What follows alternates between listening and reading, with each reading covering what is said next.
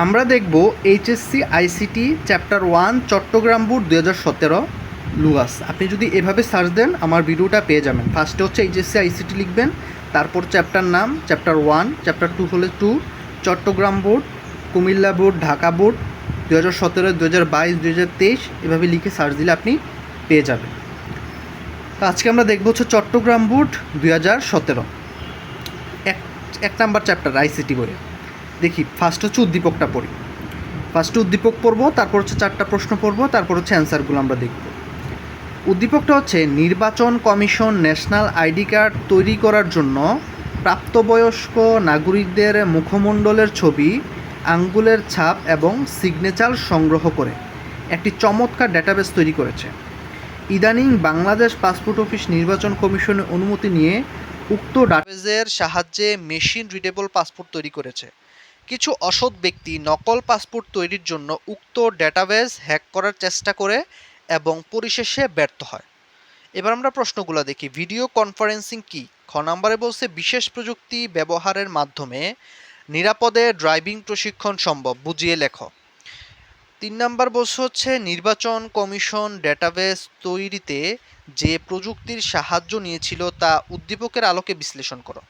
4 নম্বরটা হচ্ছে উদ্দীপকের কিছু ব্যক্তির ব্যর্থ চেষ্টার নৈতিকতার দিকগুলো ব্যাখ্যা করো। আচ্ছা, ক নম্বর বলছিল হচ্ছে ভিডিও কনফারেন্সিং কি?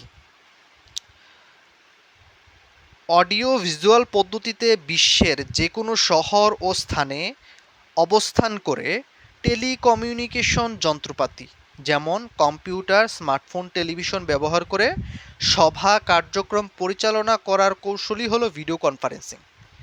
খ নম্বরে বলছে হচ্ছে বিশেষ প্রযুক্তি ব্যবহারের মাধ্যমে নিরাপদে ড্রাইভিং প্রশিক্ষণ সম্ভব, বুঝিয়ে লেখো। বিশেষ প্রযুক্তি ব্যবহারের মাধ্যমে নিরাপদে ড্রাইভিং প্রশিক্ষণ সম্ভব এবং এ প্রযুক্তিটি হচ্ছে ভার্চুয়াল রিয়েলিটি। এক্ষেত্রে কম্পিউটার সিমুলেশনের মাধ্যমে ড্রাইভিং প্রশিক্ষণের জন্য চালককে একটি নির্দিষ্ট আসনে বসতে হয়। চালকের মাথায় পরিহিত হেড মাউন্টেড ডিসপ্লের সাহায্যে কম্পিউটার দ্বারা সৃষ্ট যানবাহনের অভ্যন্তরীণ অংশ এবং আশেপাশের রাস্তায় পরিবেশের একটি মডেল দেখানো হয়। এর সঙ্গে যুক্ত থাকে একটি হেড ট্র্যাকিং সিস্টেম, ফলে ব্যবহারকারী যানবাহনের অভ্যন্তরীণ ও বাহ্যিক অংশের 360 ডিগ্রি দর্শন লাভ করেন এবং কম্পিউটার সৃষ্ট পরিবেশে মগ্ন থেকে ড্রাইভিং প্রশিক্ষণ লাভ করেন।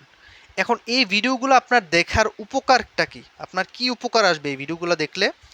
এই ভিডিওগুলো দেখার পর আপনার যে উপকারটা হবে সেটা হচ্ছে আপনি এখান থেকে হুবহু কিন্তু মুখস্থ করে পরীক্ষার খাতায় গিয়ে লিখবেন না। জাস্ট একটা ধারণা নিচ্ছেন যে কিভাবে লিখতে হবে বা কি কি বিষয়পাতি আছে, আপনি পরীক্ষার হলে কিছু কিওয়ার্ড মনে রেখে পরীক্ষার খাতায় লিখতে হবে, এটাই। আচ্ছা, তো ঘ নম্বরে বলছে হচ্ছে নির্বাচন কমিশন ডেটাবেস তৈরিতে যে প্রযুক্তির সাহায্য নিয়েছিল তা উদ্দীপকের আলোকে বিশ্লেষণ করে। এখন আমরা 3 নম্বরের অ্যান্সারটা আমরা একটু দেখব।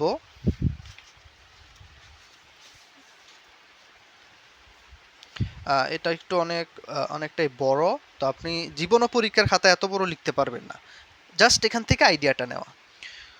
উদ্দীপকের বর্ণনা অনুযায়ী নির্বাচন কমিশন ডাটাবেস তৈরিতে যে প্রযুক্তির সাহায্য নিয়েছিল তা হচ্ছে বায়োমেট্রিক্স পদ্ধতি। বায়োমেট্রিক হচ্ছে এক ধরনের কৌশল যার মাধ্যমে মানুষের শারীরিক কাঠামো, আচার আচরণ, বৈশিষ্ট্য, গুণাগুণ, ব্যক্তিত্ব প্রভৃতি দ্বারা নির্দিষ্ট ব্যক্তিকে চিহ্নিতকরণ বা শনাক্তকরণ করা যায়। উদ্দীপকে নির্বাচন কমিশন ডেটাবেস তৈরিতে মুখমণ্ডলের ছবি, আঙ্গুলের ছাপ এবং সিগনেচার সংগ্রহ করার কাজটি নিম্নরূপে সম্পন্ন করেছিলেন। 1 নম্বর মুখমণ্ডলের ছবি। এক্ষেত্রে পূর্ব হতে রক্ষিত স্যাম্পল মানের সাথে যার মুখমণ্ডলের আকৃতি তুলনা করা হবে তার ছবি ক্যামেরার মাধ্যমে ধারণ করে তুলনা করা হয়। এ পদ্ধতিতে দুই চোখের মধ্যবর্তী দূরত্ব, নাকের দৈর্ঘ্য এবং ব্যাস, চোয়ালের কৌণিক পরিমাণ ইত্যাদি পরিমাপ করে তুলনা কার্যক্রম সম্পন্ন করা হয়। সাধারণত আলোর তীব্রতার উপর শনাক্তকরণ সূক্ষ্মতা নির্ভর করে। 2 নাম্বার হচ্ছে আঙ্গুলের ছাপ। এক্ষেত্রে নির্দিষ্ট ব্যক্তির আঙ্গুলের ছাপ পূর্ব হতেই আঙ্গুলের ছাপ পড়তে পারে এমন মেশিনের সাহায্যে ডেটাবেজে সংরক্ষণ করে রাখতে হয়, মানে ফিঙ্গারপ্রিন্ট রিডারের কথা বলছে।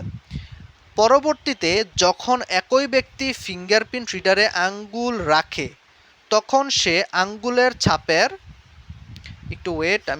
এটা পৃষ্ঠাটা বাতাসে উল্টে যাচ্ছে। পরবর্তীতে যখন একই ব্যক্তি ফিঙ্গারপ্রিন্ট রিডারে আঙ্গুল রাখে তখন সে আঙ্গুলের ছাপের ছবি তৈরি হয়।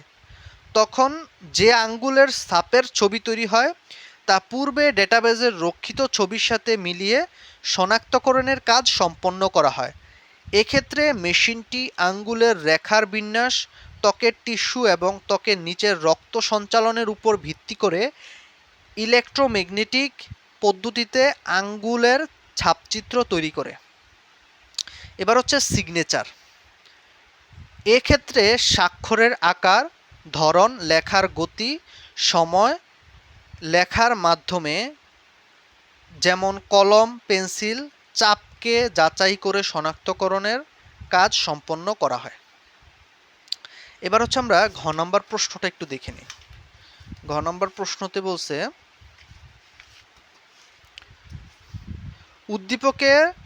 উদ্দীপকের কিছু ব্যক্তির ব্যর্থ চেষ্টার নৈতিকতার দিকগুলো ব্যাখ্যা করো।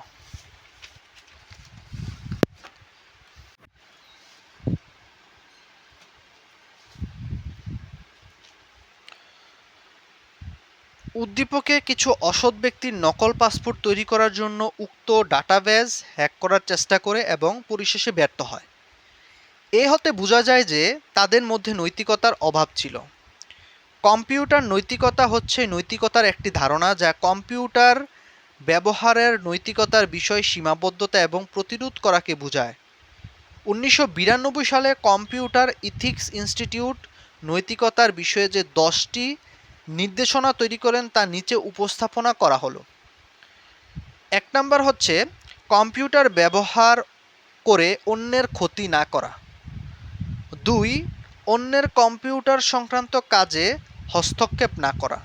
3, অনুমতি ব্যতীত কারো ফাইল, গোপন তথ্য সংগ্রহ না করা। 4, চুরির উদ্দেশ্যে কম্পিউটার ব্যবহার না করা। 5, মিথ্যা তথ্যের জন্য কম্পিউটার ব্যবহার না করা। 6, লাইসেন্সবিহীন সফটওয়্যার ব্যবহার ও কপি না করা। বিনা অনুমতিতে কম্পিউটার সংক্রান্ত অন্যের রিসোর্স ব্যবহার না করা। 8, অন্যের কাজকে নিজের বলে চালিয়ে না দেওয়া। 9, তথ্য প্রযুক্তির ব্যবহারের আগে সমাজের উপর এর প্রভাব সম্পর্কে চিন্তা করা। কম্পিউটার ব্যবহার করার সময় অন্যের ভালোমন্দ বিবেচনা করা ও শ্রদ্ধাবোধ প্রদর্শন করা।